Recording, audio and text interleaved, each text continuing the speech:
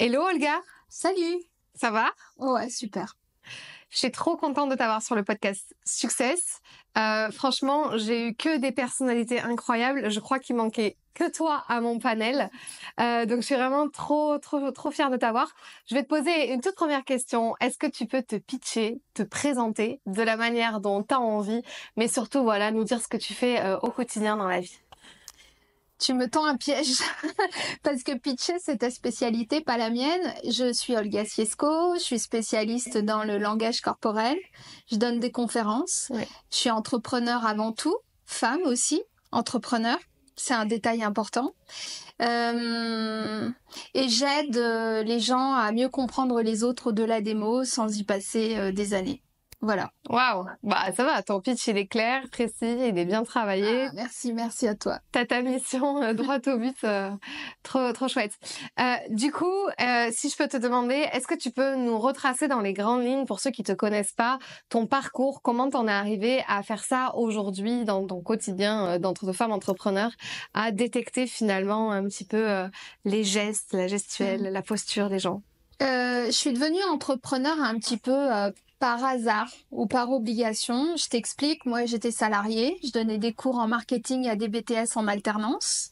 Un jour, un collègue m'a parlé d'un livre, j'ai trouvé ça très intéressant, j'ai acheté le bouquin. C'était un bouquin sur le langage corporel d'un Québécois.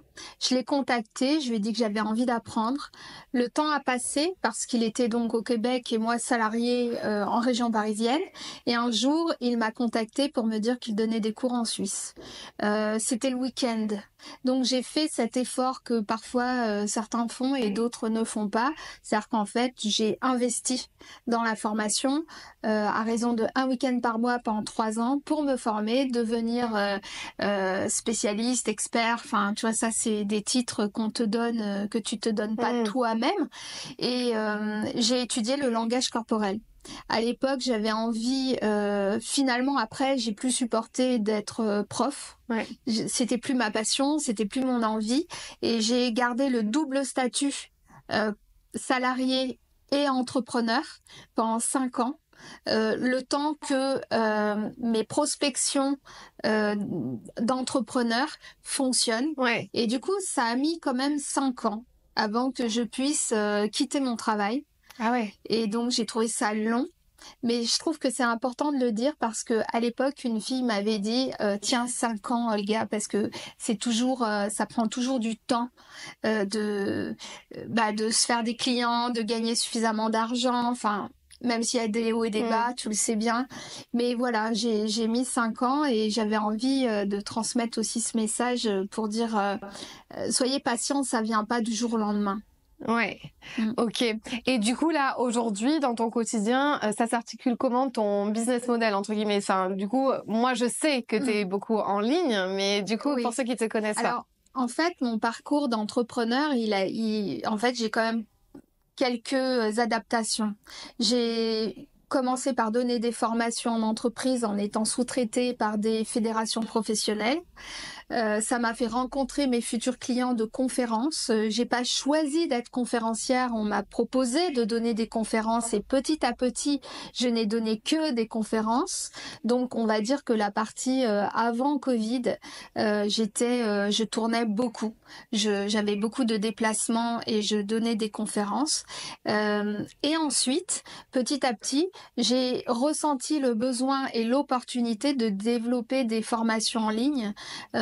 Parce que j'avais au parallèle une communauté grandissante sur les réseaux, tous les réseaux, mais surtout sur Facebook à l'époque, et ensuite sur Insta qui a dépassé Facebook. Et là, j'ai développé des formations en ligne que je vends grâce au réseau. ça. Et donc, en fait, j'ai cette double casquette d'être avec des entreprises qui me font intervenir en conférence et la plupart du temps des particuliers qui parfois achètent qui sont entrepreneurs, hein, mais tu vois, que je vends en one-to-one des formations en ligne.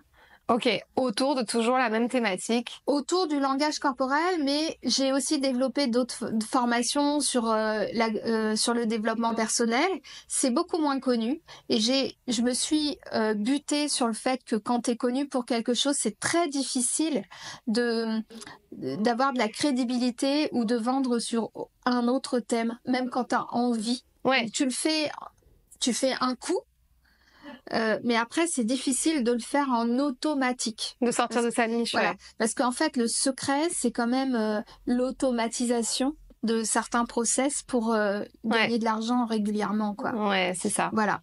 Et depuis peu, je développe un service qui est d'accompagner des personnes qui souhaitent devenir conférencières ou conférenciers, mais pas les accompagner dans la construction de leur conférence, mais de les accompagner sur leur image, leur posture, pour qu'on les prenne pour des conférenciers et trouver des clients pour obtenir des contrats. Trop bien. Ouais, t'inquiète pas, on va en parler de ça. Voilà. Et du coup, tu peux aussi nous dire, parce que bah moi, je t'ai rencontré où? À Nice, parce qu'on est dans le même réseau d'entrepreneurs qu'on a rejoint. Donc, je t'ai rencontré ici. Je pense que j'étais tombée déjà sur toi sur les réseaux sociaux. Mais du coup, t'as déménagé, parce que beaucoup de choses se faisaient à Paris, je pense, pour toi aussi, à un moment donné à l'époque. Qu'est-ce qui a fait que t'as déménagé dans le sud, ou pourquoi t'avais envie? Enfin, c'est un peu cette liberté géographique aussi autour de l'entrepreneuriat que je voudrais... Alors, bon, la première raison, c'est le climat. Ouais. Franchement, le climat à Nice est extraordinaire. Il y a eu une opportunité de déménager. Je suis en couple. Mon conjoint avait envie de déménager. Voilà. En fait, j'ai finalement, c'est assez banal. J'ai suivi mon conjoint qui avait cette envie de s'installer dans le sud. J'ai peu de clients à Paris, tu sais. Ah oui. Ouais. Tu vois, par exemple, là, la semaine prochaine, je vais à Brest, je vais à Samoins, qui est en Haute-Savoie, à Lille. Donc, en fait, j'ai peu d'interventions sur Paris, tu vois. Donc, mais c'est vrai que vivre en région parisienne, j'étais du Val-de-Marne, ça permettait de rayonner très facilement. Tu vas partout en France, alors que quand tu habites à Nice, c'est sûr que tu dois d'abord passer par Paris pour aller ailleurs la plupart du temps. Ouais. Mais voilà, ma raison principale, c'est le climat. Là, par contre, j'avoue que je trouve ça extraordinaire de se lever le matin et de voir le soleil, la mer. Il y a un état d'esprit comme ça qui est favorable. Ouais. Et c'est vrai que moi, mes enfants sont grands, tu sais. Oui. Aujourd'hui, j'ai des enfants qui ont 23 et 26 ans. Et du coup, j'avais cette possibilité, cette liberté aussi de me dire, bah voilà, je déménage. Ouais, trop bien. C'est ce que apporte l'entrepreneuriat aussi, c'est cette liberté géographique. Donc là, quand tu dis les prochaines destinations que tu vas faire, enfin Brest, je sais pas. Ouais, voilà, ça fait pas rêver, c'est vrai. Oh, mais... désolée pour Brest. Non, mais ce que je veux dire, c'est que du coup, tu pars travailler là-bas. Et donc, ma prochaine question, c'est comment t'as fait pour développer un petit peu aussi le fait est-ce que maintenant on vient te chercher naturellement et c'est eux qui viennent te dire, écoute, il y a quelque chose qui se passe là, il faut que tu viennes à Brest pour donner cette conférence, ou est-ce que c'est encore toi qui démarches? T'en es où actuellement? Alors, aujourd'hui et jusqu'à maintenant, je n'ai jamais démarché. Ma démarche, elle reste un peu silencieuse ou passive, c'est-à-dire que je m'astreins à être sur les réseaux, tous les réseaux, enfin en tout cas LinkedIn, Facebook et Insta, et je considère que LinkedIn est mon réseau de prédilection pour mon business de conférence. J'apprends depuis peu de temps que je devrais prospecter de manière plus active via LinkedIn aussi. Ouais. Faut savoir le faire. Et voilà, mais jusqu'à aujourd'hui, je n'ai jamais eu à prospecter. C'est du bouche à oreille, en fait. Ça, c'est très puissant, le bouche à oreille. Un truc aussi pour ceux qui connaissent pas ce business ou qui souhaitent le faire, quand tu interviens en conférence dans des fédérations professionnelles, par exemple, ou ton auditoire fait partie de plusieurs entreprises, là, c'est génial parce que c'est plusieurs entreprises qui te voient et qui sont susceptibles de parler de toi et de te faire intervenir. On va te dire, je t'ai vu à tel endroit, je voudrais que tu fasses la même chose. Non seulement ils sont déjà convaincus, t'as même pas à discuter de ta conférence, tu discutes rarement de ton tarif parce que ils savent que tu as déjà bossé et que ce que tu vaux et ils discutent pas. Et là, tu as de la prospection. Enfin, tu as des prospects, je veux dire. Quand tu interviens au sein du CIC et que tu as que des salariés du CIC, bon bah c'est le job aussi, mais là, t'as pas de prospects puisqu'en fait, ce ne sont que des salariés qui vont ils vont pas te faire intervenir, tu vois. Ouais. Donc, dans le boulot de conférencier, tu as aussi ce côté, quand tu es sollicité par des gens qui font venir plusieurs entreprises, c'est hyper intéressant. Ouais.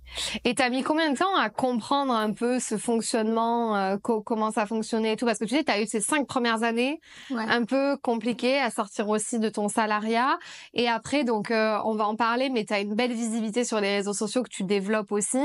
Finalement, comprendre tout ce jeu un peu de réseaux sociaux et se faire connaître, comment ça a fonctionné pour toi au début? Au début, puisque tu parles du début des 5 premières années, je cherchais simplement déjà à gagner ma vie et à pas crever la dalle. Normal, voilà, déjà juste gagner de l'argent.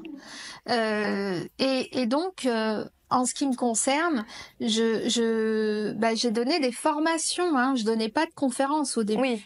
Tu vois, pendant les premières années, déjà j'ai mis quelques années à obtenir des opportunités de donner des formations.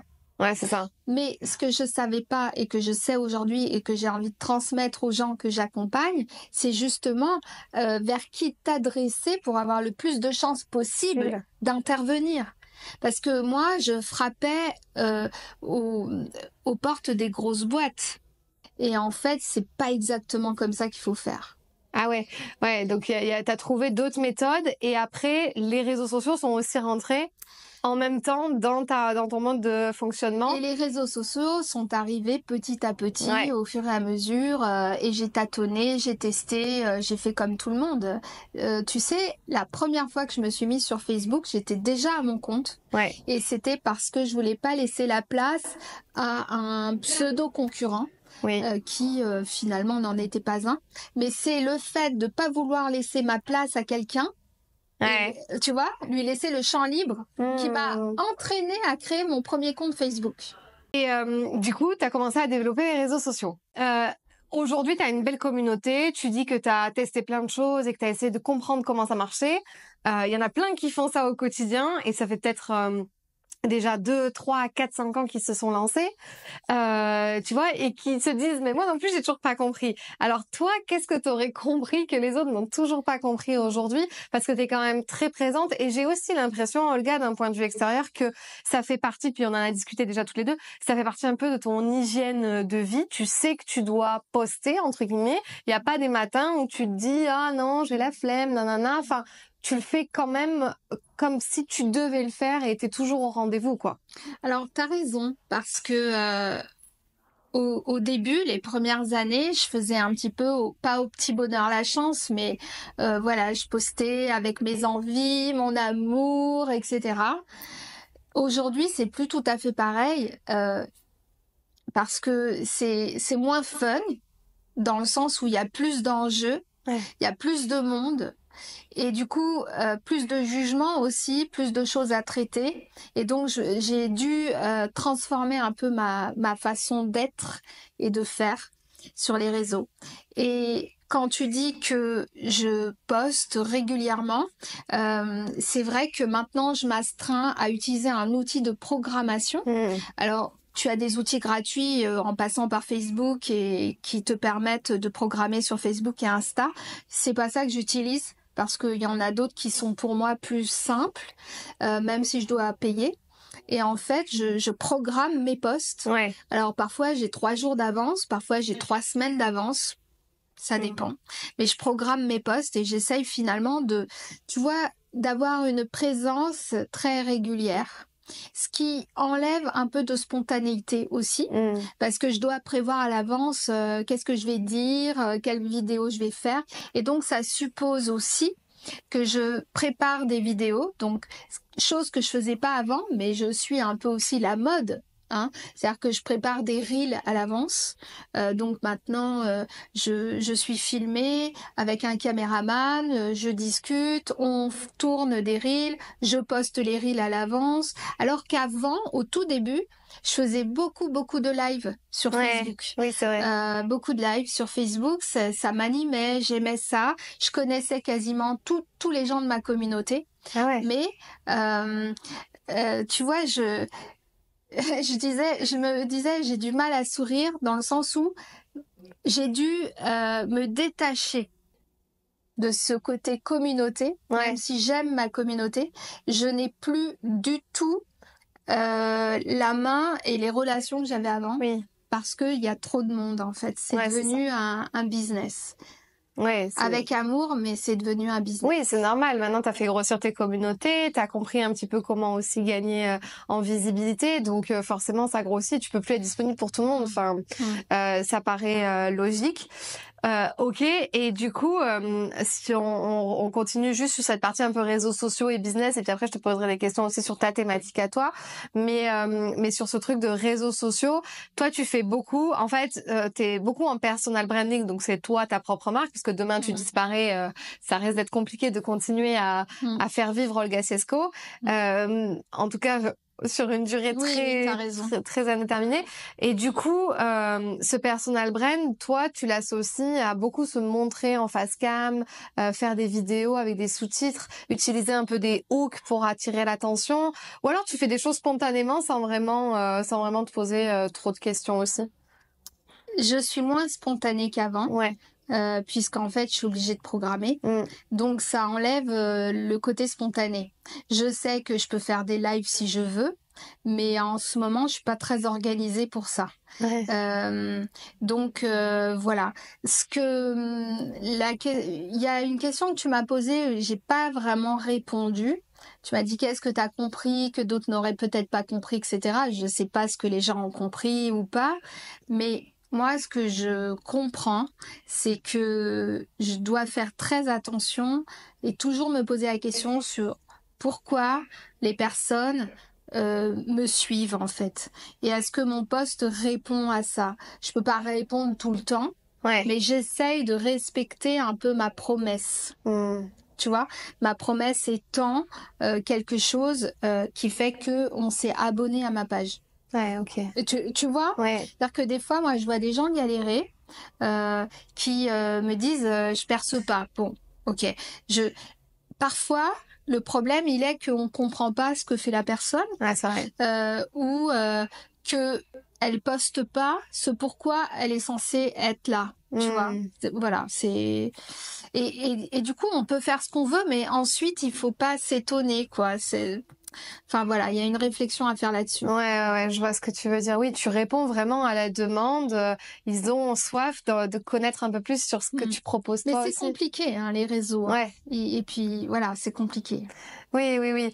Et mais toi, tu fais un bon mix aussi. Tu fais un petit peu des partages personnels. Puis il y a pas mal de choses sur ta thématique. Et ta thématique, je pense qu'elle est tellement intéressante, un peu dans le développement personnel et tout. Enfin, c'est tellement intéressant. Justement, on va y venir. Que je pense que la communauté, ils ont envie de savoir encore plus. Après, toi, comment tu fais pour trouver tes idées? Parce qu'au bout d'un moment, tu peux dire, mais c'est bon, j'ai déjà raconté 1000 fois ce truc-là. Je me le dis tout le temps. Je me le dis tout le temps. Et en plus, tu le répètes en conférence. Je veux dire, tu fais tes conférences, tu fais tes formations, tu l'as dit en formation en ligne, plus sur les réseaux sociaux. C'est comme si moi, enfin, de toute façon, moi je le fais pareil que toi, tu vois, sur le pitch, tu le sais, on répète. Est-ce que au bout d'un moment, tu t'es pas lassée ou enfin? Si, parfois je suis lassée. si, parfois je suis lassée. Parfois, comme je t'ai dit, et je crois que ça concerne beaucoup de gens qui sont entrepreneurs et sur le web, je suis lassée et dans le sens où j'ai envie de parler aux gens de d'autres choses. Ah bah oui. Parce que parfois ça me touche. Toi, par exemple, c'est arrivé que je découvre des choses qui ont changé ma vie au niveau de l'alimentation. Ça m'a permis de me sentir mieux dans mon corps, dans mon équilibre. Je me suis rendu compte que ce que tu manges peut avoir un impact sur ta posture, ta manière d'être, ton mental. Et moi, j'aime faire grandir les gens, tu vois. Ça. Et du coup, quand j'ai parlé de ça, il y a des gens qui ont adhéré, mais il y en a beaucoup qui en ont rien à foutre et qui n'ont pas du tout adhéré à tout ça. Et donc, c'est cet équilibre qui est quand même difficile, parce que quand tu as envie de parler d'autre chose, faut faire attention jusqu'à quel point tu vas pour pas non plus perdre trop de gens. Oui, c'est ça. Sauf si tu prends vraiment la décision de bifurquer complètement, quoi. Oui, bien sûr.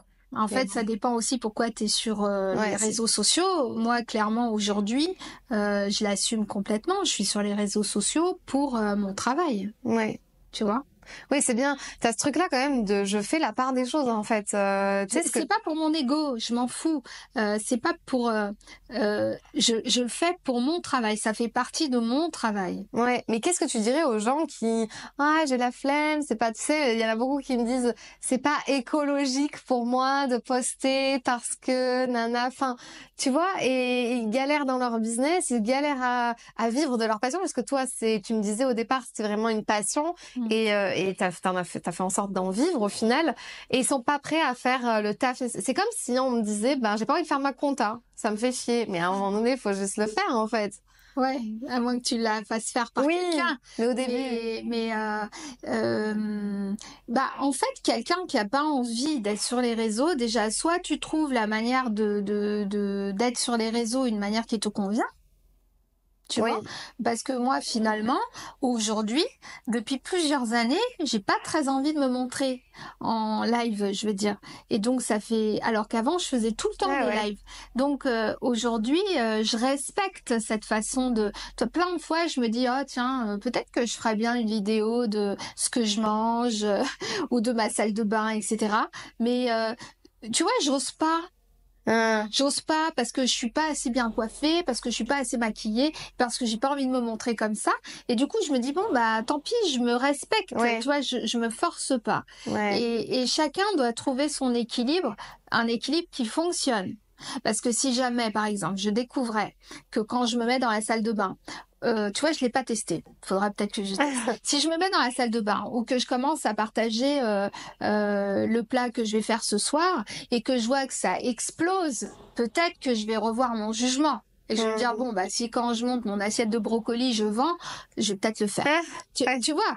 Mais j'ai l'impression que les gens qui me suivent n'ont pas besoin de voir ce que je mange. Oui. Tu vois. Donc, je le fais pas. Mais ce que je veux dire, c'est que il faut trouver ce qu'on est capable de faire, ce qu'on a envie de faire et ce que les gens qui te suivent souhaitent de toi. Ouais, c'est ça. Tu vois. Par contre, moi, je vois parfois des gens qui se prennent pour des influenceurs. C'est pas négatif ce que je suis en train de dire, mais des influenceurs dans le sens qu'ils vont mettre systématiquement le repas qu'ils mangent, systématiquement là où ils vont prendre le petit-déj, dans quel hôtel, dans quel parc, leur vie. Et en fait, parfois, on n'en a rien à faire de ça, tu vois.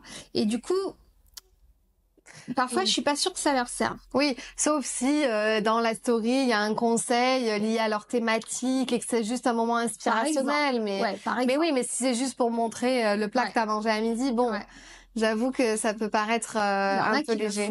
Ouais. Mais c'est vrai que quand tu fais des lives, par exemple, où tu es dans ta vie de tous les jours et que tu dis, voilà, j'ai appris ça et finalement, tu peux en tirer ça. Je parle pas de ce genre de partage. Parce que là, ça reste cadré, tu vois. Ouais, c'est ça. Dernière question pour clôturer cette partie un petit peu. Pourquoi t'as arrêté les lives? Du coup, c'est que c'est juste, ça fait plus trop sens pour toi. Ça t'anime moins. Alors, je me suis pas posé la question, mais si je réfléchis, il y a plusieurs paramètres. À un moment donné, je trouvais que j'avais plus la bonne tête. Et je suis comme tout le monde, j'ai mon ego. En fait, il faut que je me plaise. Et quand je me plais pas, ça va pas. Après, il y a aussi mon emploi du temps. J'aimais bien faire des lives à des moments où j'étais seule à la maison. Donc disposée et seule à la maison. Et parce que j'étais comme gênée si j'étais pas seule. Et donc, il y a Je eu un comprends. moment de ma vie où j'étais moins seule. Donc, ça se correspondait pas. Et puis, j'ai eu le décès de mon père il y a 2 ans, qui m'a mis comme une tristesse, tu vois, au fond de moi, où moi, devant la caméra, j'ai remarqué, même en faisant les reels, qu'il y a eu des reels.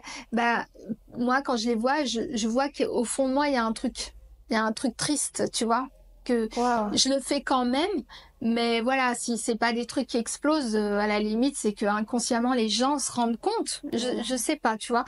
Donc en fait, tout ça fait que comme j'essaye d'être authentique et de pas me forcer, Mm. je fais au mieux, tu vois. Ouais. Je veux dire, je n'ai fait que m'adapter depuis toujours. Depuis Ouais. que je suis à mon compte, je n'ai fait que m'adapter. Si je suis pas capable de faire des lives, je fais pas de live. Ouais, c'est ça. Tu vois? C'est ça. Merci de nous partager ce moment un peu plus challengeant aussi.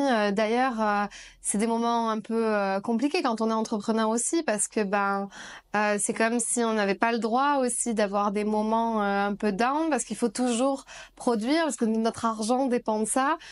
Comment t'as vécu peut-être un petit peu cette période sans vouloir te replonger Non, dedans, non, dedans, mais vas-y, ça va. comment t'as vécu un peu cette période-là en disant je suis entrepreneur, il faut quand même aussi que je tâche et que En fait, les problèmes de la vie, tu vois, parce que ça peut être un décès, un divorce, un problème avec un enfant. ouais.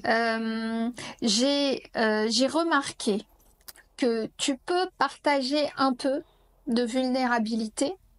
Les gens sont toujours touchés et se sentent concernés, mais tu dois pas partager trop. Oui, oui, oui. C'est mon expérience. Ouais, je suis C'est-à-dire d'accord. que sinon, ça sort du cadre et les gens finissent par se lasser. Que tu dises une fois que ça va pas, ok. Mais si tu le dis trop souvent, ça va gonfler les gens. Parce qu'il faut pas oublier que malgré tout, les réseaux sociaux restent quand même des réseaux de distraction. Hmm. Et donc les gens, ils te suivent pas que parce que t'es intelligente, quoi. Non. Ils te suivent parce que ils aiment bien ce que tu publies, Ouais, c'est etc. Donc ça reste quand même de la distraction légère. Donc si pendant 3 mois tu dis que t'es au fond du trou, Non. vaut mieux t'abstenir. De toute façon, si tu disparais pendant quelques temps, personne va s'en apercevoir. Tu reviens, c'est pas la peine de dire ça fait longtemps qu'on se voit pas, personne s'en est rendu compte. Ouais. Tu vois? Et ça, quand je l'ai compris, ça m'a beaucoup soulagée. Hmm. Concernant le décès de mon père, j'ai jamais eu autant de messages bienveillants, de likes, de commentaires et même de business Wow. le mois où il a été dans le coma et que j'ai perdu mon père. Wow. Et c'est pas du tout volontaire et j'avais fait très peu de communication dessus, Hmm. mais j'avais dû reporter un atelier que je faisais en distanciel. J'avais quand même signalé que mon papa était dans le coma, je lui faisais écouter de la musique, etc. Et faut croire que ça a touché beaucoup de gens. Mais tu vois, je me suis pas étalée après. Oui. Voilà. T'es restée un peu présente et en même temps, enfin, t'as fait la part des choses, quoi. T'as pas tout coupé. T'es Non. restée un peu présente, mais t'as pas tout étalé non plus. J'essaye de pas être trop, mais je te dirais pas que c'est ma personnalité, parce que ma personnalité, ça aurait été de m'étaler davantage. Mais j'ai vraiment eu conscience, je sais pas si j'ai raison ou tort, mais je partage mon expérience. J'ai eu conscience que je devais décrire ce qui m'arrivait. Donc parfois j'ai des posts. J'aime aussi me dire que peut-être pour la postérité, quelqu'un qui aura l'habitude, l'envie de regarder mes murs avec le temps à la loupe, trouvera des éléments de ma vie privée. Oui. Toi, je me dis, mes enfants, mes petits-enfants, toi diront, bah tiens, mamie, à cette époque-là, Ouais. tu vois, je me disais. Et donc, parfois, je parle de ma vie privée, de mes émotions, tu vois, de mes difficultés aussi, tu vois, de difficultés que j'ai Ouais. parfois au sein de ma famille, de désaccords. Et j'en parle, mais sans pathos et sans trop m'étaler, Ouais. tu vois. Juste pour dire, moi aussi, parfois, c'est galère. Mais sans trop. Ouais, c'est bien. C'est bien. Ok, Olga. Bon, désolée, je vais te faire, allez, répéter un petit peu les choses de ta thématique. Mais c'est vrai que c'est un sujet qui est passionnant, la communication non verbale, le langage du corps. Déjà, c'est quoi les bases de ton enseignement? Enfin, qu'est-ce que tu dis? Est-ce que les gens, je pense qu'ils arrivent tout de suite avec ah, je veux savoir si mon conjoint ment ou enfin, je sais pas vraiment pourquoi on achète tes formations quand on n'est pas un pro, quand on n'est pas entrepreneur, Ouais. mais quand les personnes, juste les particuliers veulent savoir quelque chose, est-ce que c'est juste pour détecter des mensonges autour d'eux ou Bah, figure-toi que c'est une bonne question parce que je ne sais pas. Je ne sais pas dans la mesure où je ne pose pas la question à mes clients. C'est-à-dire que mes clients Ouais. suivent un webinaire suite auquel je fais une offre. Oui. À saisir, bien sûr.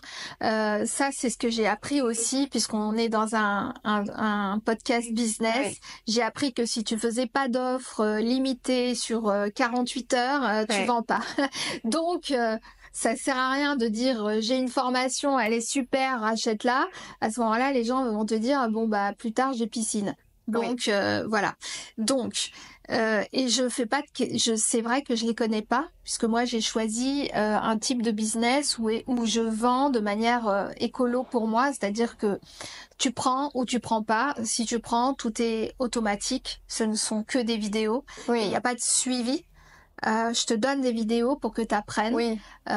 C'est tous les mois, ça se déclenche. Il y a aussi des vidéos tout de suite. Et tu peux quand même me poser des questions. C'est important, hein, tu vois, il y a quand même une possibilité de communiquer avec moi, mais j'anime pas de Zoom, il y a pas de rendez-vous tous les mois, voilà. En tout cas, pour l'instant, je l'ai pas fait. Et donc, pourquoi il y a des gens qui ont envie de comprendre les gens au-delà des mots? C'est-à-dire, est-ce que c'est... En fait, c'est le langage corporel, c'est comprendre comment se positionne le corps et comment fonctionnent les mouvements du corps. Tu comprends ça, et ensuite... Est-ce que ce que la personne paraît devant toi, ce qu'elle dit, est cohérent avec sa posture? Là, par exemple, tu es à côté de moi, tu es en face de moi, on est toutes les deux les jambes croisées. Les jambes croisées, c'est pas un signe de fermeture, pas toujours. C'est souvent un signe aussi de cohésion. Tu vois, par exemple, toi et moi, on est toutes les deux comme dans une bulle. Tu es vers moi je suis vers toi. Ah ouais. Si tu me poses une question, et là en plus, tu vois, je suis vraiment penchée vers toi. Tu vois, j'ai cette posture penchée vers toi. Admettons que tu me poses une question. Tu me poses une question qui me pose un problème. Bah, peut-être que je vais changer de posture et je vais me mettre de l'autre côté. C'est pas grave. Et là, tu peux remarquer qu'il y a un changement de posture qui est un changement d'état d'esprit, une difficulté. Le fait que je parle avec toi, j'ai l'air... En tout cas, je pense que tu ressens le fait que j'ai envie de discuter avec toi, que je suis détendue avec toi et que je suis volontaire. Et ça, tu peux le voir aussi avec le mouvement de mes mains. C'est-à-dire que là, mes mains sont visibles et surtout, et je le fais pas exprès, c'est naturel. Et non seulement elles sont visibles, mais elles sont mobiles. C'est-à-dire qu'en fait, je discute avec toi de manière mobile. Et ça, c'est un signe de lâcher prise, en fait, du fait que je suis authentique. Et attention, l'authenticité, ça veut pas dire, tu vois, là je fais attention, donc j'ai une posture, tu vois, qui dit attention, sois attentive. Être authentique, ça veut pas dire être bienveillant, tu vois. Dans la formation, c'est ça aussi que tu apprends, c'est-à-dire que avoir des mouvements de main, ça veut dire que la personne est en roue libre, ok, mais elle peut être authentiquement en colère, authentiquement débile. Aussi, tu vois, donc, mais quand tu comprends, tu vois, comme toutes ces mécaniques, tu es plus à même de savoir si la personne, elle est cohérente avec ce qu'elle paraît, avec ce qu'elle te dit, selon ton métier. Imagine que ton métier soit d'être coach, ou d'ailleurs tu accompagnes. Gens, ou thérapeute, ou avocat, ou commercial, et que tu as besoin aussi parfois de savoir si les personnes adhèrent à ton idée, si elles te comprennent, ou si elles n'osent pas te dire qu'elles n'ont pas compris. Ça peut te permettre de désamorcer des conflits, de savoir quand poser la bonne question. Donc il y a des gens qui achètent mes formations, qui sont entrepreneurs, qui sont commerciaux, qui sont managers, qui sont avocats, qui sont thérapeutes. Ouais, pour qui mieux sont comprendre. médecins. Mieux Oui. comprendre l'autre, quoi. Et c'est pas non plus que dans la sphère privée, par Non. exemple, où on a envie de comprendre. Et il y a aussi dans la sphère, donc c'est beaucoup vu, beaucoup entendu sur dans la criminologie, c'est ça, où en fait on peut détecter des mensonges ou alors la personne qui s'agite et donc est dans un état de stress et du coup ces mouvements le trahissent un petit peu. Alors, Ça serait ça? alors j'ai pas compris ton enchaînement de questions, mais c'est pas grave. Tu as parlé de criminologie. Il y a aussi des personnes qui achètent mes formations. Parfois, j'ai des retours et je sais que leur métier, c'est être enquêteur. Ouais, voilà. J'ai découvert que les détectives existaient encore. Les détectives Oui. privés, ouais, je savais pas. Donc voilà. Et donc tu me parles de Non, je personnes qui disais, sont ouais. nerveuses. Ouais, je disais, les gens n'achètent pas ça, donc dans un premier temps que dans la sphère privée. Et je disais, en fait, est-ce que c'est vraiment, ouais, qu'un mythe entre guillemets, qu'on s'intéresse à cette thématique-là pour les mensonges ou la criminologie, ou le stress, les angoisses. Moi, c'est vrai que c'est un truc que je vois un petit peu dans les formations prises de parole en public pour leur montrer que en fait leur non-verbal traduisent leur stress sur scène et que on voit tous les micro-mouvements qu'ils peuvent faire. Mais finalement, ce que tu dis, c'est au-delà, c'est pour tous ces gens qui achètent tes formations, c'est aussi comprendre mieux son client, en fait, presque. Comprendre mieux. Ça peut être comprendre mieux son client, comprendre mieux son patient, comprendre mieux son enfant. Il paraît que ça, c'est quelque chose que je m'en rendais pas compte. C'est mes clients qui m'ont dit. Ça permet aussi de mieux se comprendre soi-même. Ouais. C'est-à-dire parfois être plus attentive aux réactions que tu as, où le corps sait avant toi certaines choses, donc tu vas faire attention. Donc mieux comprendre son patient, mieux comprendre son enfant, etc. C'est vrai que tu as raison, les émotions, ce que tu ressens quand tu ressens du stress, ça se voit. Donc, ce qui est intéressant aussi, c'est de connaître, d'avoir des tips pour essayer de paraître le plus confiant possible lorsque c'est nécessaire. Donc, dans ma formation, je t'apprends pas à devenir quelqu'un d'autre, mais il est évident que quand tu as conscience du langage corporel, tu es mieux armé ou t'es plus susceptible de savoir comment t'aider pour paraître plus confiante. Parce que on sait aujourd'hui que tu peux adopter certaines postures qui vont engranger une image et aussi engranger un meilleur état d'esprit que si tu restes dans ton stress. Ouais, c'est ça.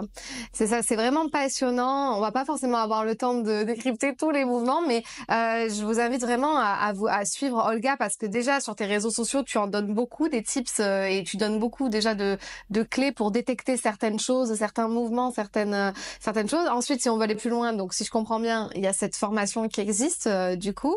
On peut d'abord récupérer un webinaire, c'est ça? Alors en fait, oui. Alors tout est dans le lien de la bio Instagram. Je pense que c'est peut-être le lien le plus important pour comprendre tout ce que je propose. Et effectivement, il y a un lien pour s'inscrire à la newsletter, un lien pour s'inscrire au webinaire qui est gratuit. Du coup, tu tombes dans la newsletter automatiquement. Et c'est à travers ce webinaire, j'ai trouvé que c'était mieux de proposer la formation après ce webinaire parce que ça permet aussi de me connaître.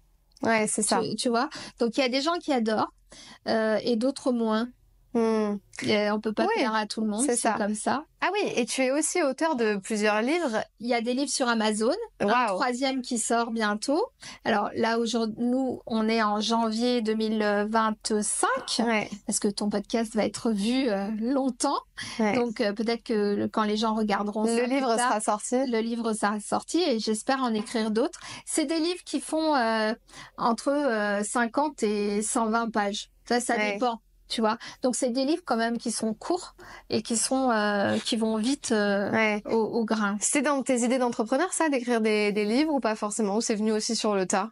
C'est venu comme ça, les opportunités, l'envie de pas mettre tous mes œufs dans le même panier, de diversifier mes revenus. Ouais. Oui, dans ce côté entrepreneur, j'ai le souci de me dire si ça marche pas, j'aimerais bien avoir une autre source de revenus. Et si ça marche pas, qu'est-ce que je peux? Et essayer de diversifier les choses. Ouais.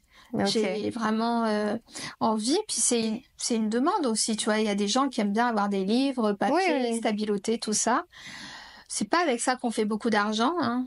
Mais Sauf si tu deviens Harry Potter, enfin, tu vois. mais du coup, ça va dans la visibilité et aussi ce truc-là de transmettre Je aussi. suis auto-publiée. Donc c'est pas Ah oui. pareil, tu vois, que quand Ouais, t'es chez ouais. Duno, etc. Ah oui, c'est Même vrai. si tu gagnes pas de thunes, hein, parce que il vaut mieux à la limite être auto-publié pour Oui. gagner plus d'argent. Ouais, Au c'est moins vrai. l'argent il est pour toi, plutôt que de gagner quelques centimes ou 1 euro maxi Ouais. quand tu es chez un éditeur. Mais c'est sûr qu'en France on a ce schéma quand tu es chez un éditeur, tout de suite tu es à la Fnac, donc tu peux faire ta photo avec ton livre à Ouais. la Fnac. Tu vois, c'est bon pour l'ego, mais voilà, bon. Mais quand t'as écrit un premier livre, tu te dis pas, je vais plus avoir d'idées pour les deux autres. Enfin là, parce que du coup, t'as écrit celui-là, tu savais pas que t'allais écrire le troisième. Eh ben non. Tu veux que je te dise lesquels, comment ils sont, mes livres? Ouais. Regarde, le premier, je donne que des clés de lecture sur le non-verbal. D'accord. Il est très court, mais c'est des super clés. C'est décoder le langage du corps. Ouais. Donc c'est que ça. Le deuxième, je donne des clés pour comprendre le corps, lire le corps, mais aussi en prendre soin. Et D'accord. là, je parle aussi de développement personnel Trop bien. et de tout ce que j'ai compris avec le corps. Les messages, les tatouages, les massages, l'hypnose. Waouh. Tu vois, je parle de ça et aussi de confiance de soi. Trop bien. Voilà, donc ça c'est lire le corps et en prendre soin. Et le troisième, j'ai pas encore le titre, mais il est centré uniquement sur la gestuelle des hommes D'accord. lorsque tu les rencontres dans le cadre d'une relation amoureuse. Waouh, génial. Ah, trop hâte. Ben, on va suivre tes actualités. Donc, c'est Voilà. Olga Sesko sur Instagram et sur les autres Voilà. réseaux sociaux. Si on veut te suivre, je vais mettre tous les liens dans la biographie. Est-ce que tu as une citation, un mantra, une punchline que tu te répètes ou que tu répètes aux gens autour de toi tous les jours qui t'inspire, quelque chose qui t'inspire comme ça? Écoute, j'en ai pas là, mais j'ai envie de dire aux gens qui nous écoutent de faire un commentaire sous ta vidéo pour nous proposer des thèmes, des questions, nous poser des questions, aussi de refaire un autre podcast. J'adore discuter avec toi. Je suis très heureuse d'avoir été invitée et surtout que les gens se rendent compte que pour recevoir, il faut donner et donner, c'est un minimum, c'est commenter. Ouais, merci, Voilà. merci Olga, merci pour ta présence, c'était top. De rien.